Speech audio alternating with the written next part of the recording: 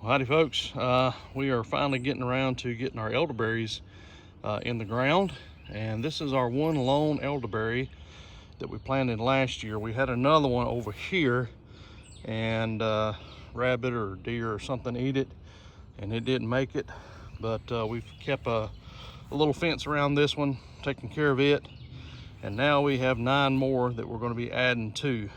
So today what we're going to do is much like what we did up here with our raspberries, where we put our pollinator attractors on the ends, our bee balm and our yarrow, and then we spaced out our raspberries in between.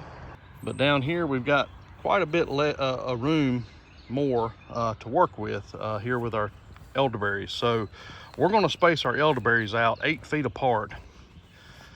Just to give them plenty of room. I mean, these rascals, they'll even grow more than that. These are the American elderberries.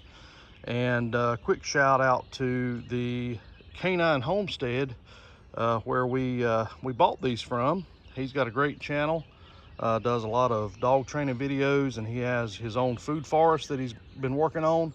I'll put a link to his channel down in the comments, so go over and check him out. I went ahead the other day and marked it off where we're going to be putting these. So starting up there, this is going to be our first one right here. And then I've got another one here at 8 foot, and so on.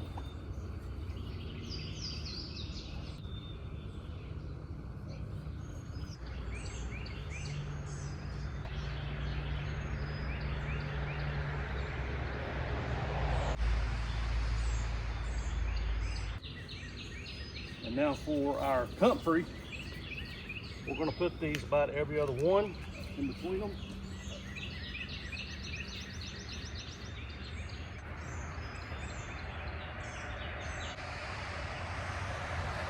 I wished I had enough to go between every one, but unfortunately we didn't get to 6. But hopefully here within the next 2-3 years I can start propagating this and growing my own.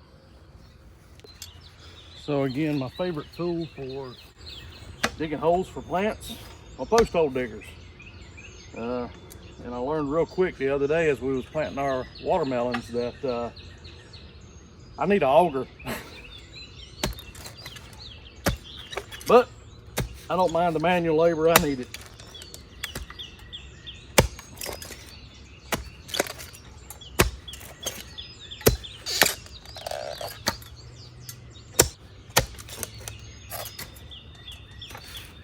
Got my first root.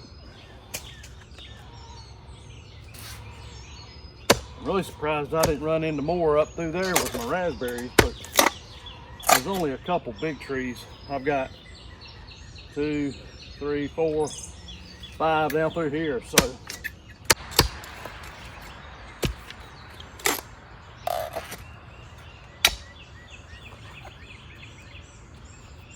that'll do it right there. A bit a little deep. I want them to be able to stick up out of the ground just a little bit there. So we're going to clean that up there. I'm going to go get some of my compost to mix in with the native soil and some of our garden tone fertilizer to put down in it as well. All right, folks, I got my handy dandy bench here. Really grown to like this thing.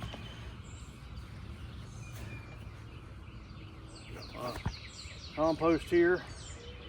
We'll put a couple scoops down in there, and then we're going to put a scoop of our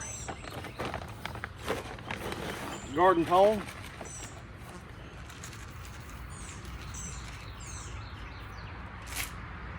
Not really a scoop, about half of one of these. And I found some blood meal. I'm going to dump a little of that in there for some nitrogen.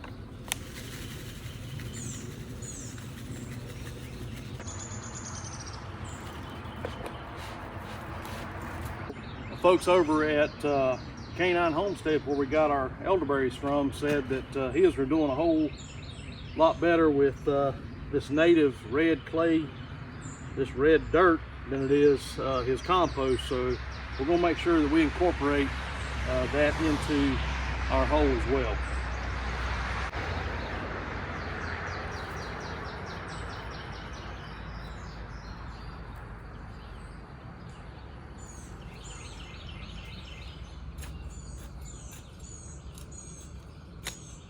Just tamp a little bit of that down in there with it, and then we'll cover it back up.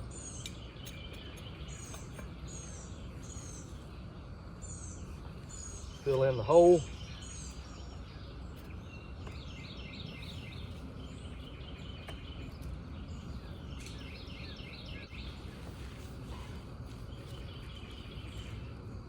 All right, folks, one down, 8 more to go. So we'll come back here at the end. We got to get our cardboard around our plants. Then we got some wood chip mulch here that will come back in like we did up there with the raspberries. But we'll see you back here shortly. We're getting all of our cardboard together now, putting down around our plants for a weed barrier, and also helps build the soil. But I would recommend now, if you go to use any of the cardboard for that, you got to remove all this tape. Now don't leave that on there, because, and most of the labels as well, anything that looks like it's plastic or contains some type of polyethylene, something or another, try to get it off of there, because this stuff will not break down in the soil like the cardboard. And you don't want a bunch of plastics in your garden. So it's really important to get all that tape removed. And you want to also avoid any type of cardboard that's kind of glossy, that looks like it's slick looking. A lot of those have a lot of types of plastics in those as well. So don't use that type of cardboard. You want the stuff that looks like, you know, like this. It's corrugated. You know, it don't have to be real thick corrugated cardboard, but you definitely want this type of cardboard, not the slick type, because it's just like leaving the tape on. It's not going to break down like regular cardboard is, and it's going to be in your garden and in your soil and in your crops. So try to remove all that you can. All right, folks, well, we got all of our cardboard laid out, and we used every stitch of cardboard we had. We still didn't quite have enough, but we're gonna make do with what we got. This is our old wood chips that's been out back for several years, and it's already started to decompose. I mean, it's almost soil as it is right there, but we're putting that around the plants. And then we got a fresh load of wood chips over here. We'll go in between them. Now we're going to go ahead and get everything out around the plants, and then we'll come back.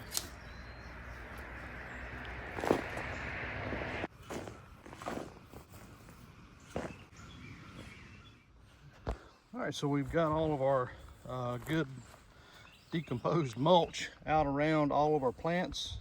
And then we went around with our hands and kind of brushed it back away from the base. It's not a good idea to pile mulch up around the base of any plant.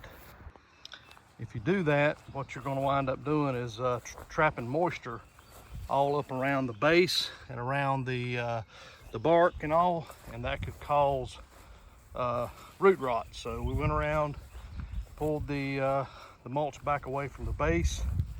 And now we're going to come back in between each one of these and put our wood chips.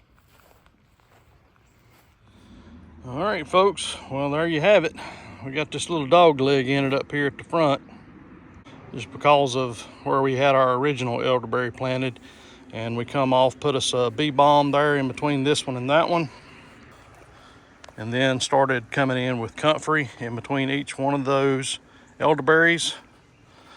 And then we got a gap right here, might leave this for a walkway from this elderberry, and then we come back with another comfrey, elderberry, and then we left this open, And then again, elderberry, comfrey, elderberry, comfrey, elderberry, and a bee balm down at the end. So that is going to be it for this video, as we have finished up the elderberry patch. We still got a little work to do up here on our raspberries. We've got to build our trellis system that's going to contain the raspberries once they start growing. So stay tuned, and that'll be coming up fairly shortly. But we appreciate you joining us here on this video. We'll see you on the next one. Y'all take care.